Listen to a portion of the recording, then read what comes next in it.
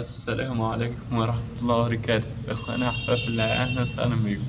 بصوا، عاوزين نتكلم مع بعض كلمة يعني هي غريبة شوية، أنا ما شوفتش حد يتكلم عليها، وهو إنك تكتب اسمك على الفيس باللغة الإنجليزية أو على اليوتيوب أو على التيك توك. سؤال: لماذا تكتب اسمك بغير اللغة العربية؟ أنت بتكتب ليه؟ أنت كمسلم لازم تفتخر بلغة قرآنك، بلغة دينك، بل بلغة نبيك صلى الله عليه وسلم. فاكتب اسمك على صفحات تواصل باللغة العربية ليس باللغة الإنجليزية. افتخر بدينك كونك مسلم. مش أنت مسلم ومحسوب على الأمة؟ طيب لما محسوب على الأمة يبقى نطبق دين الله سبحانه وتعالى. خلاص، وما تكتبوش بلغة تانية أو قم وحاول تغيره الآن. وخد بالك إن سيدنا عمر بن الخطاب رضي الله عنه وأرضاه كان يضرب كل ما يتكلم بغير اللغة العربية. خلاص، يبقى بالله عليك لغتك العربية لازم تفتخر بيها. خد بالك أقولك معلومة أصلا، زمان من فترة كبيرة من سنين لورا إن الإنجليز نفسهم كانوا بيفتخروا باللغة العربية.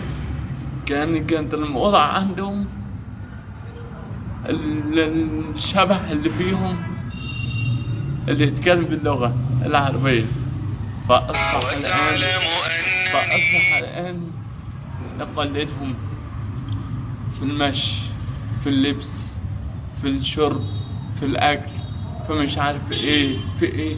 لا يا جدعان، أنا قلد نبينا محمد صلى الله عليه وسلم، أجل أطبق كما قال الله وقال الرسول صلى الله عليه وسلم.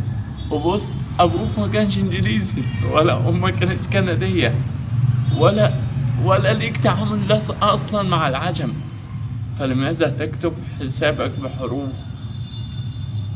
لا أصلها عندك؟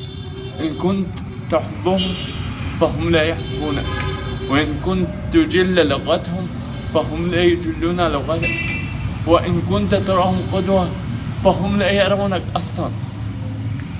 فبالله عليك وبالله عليكم طبقوا سنة حبيبكم صلى الله عليه وسلم، طبقوا لغة قرآنكم.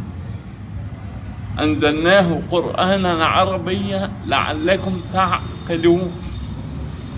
القرآن نزل عربي ليس أعجمي أو إنجليزي أو فرنساوي أو هندي أو كندي أو كندي. فبالله عليكم وأخبروا كل من تعرفون بهذا، فدي لغة ديننا، لغة إسلامنا، وإحنا مسلمين، وما نبقاش محسوبين على الإسلام أسامة وخلاص. لا، لازم يكون فينا تطبيق وفينا فعل والله.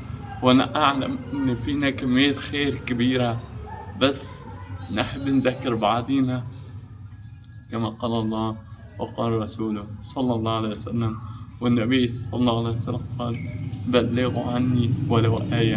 وجزاكم الله خيرا، وأتمنى نشر الفيديو في كل مواقع التواصل الاجتماعي.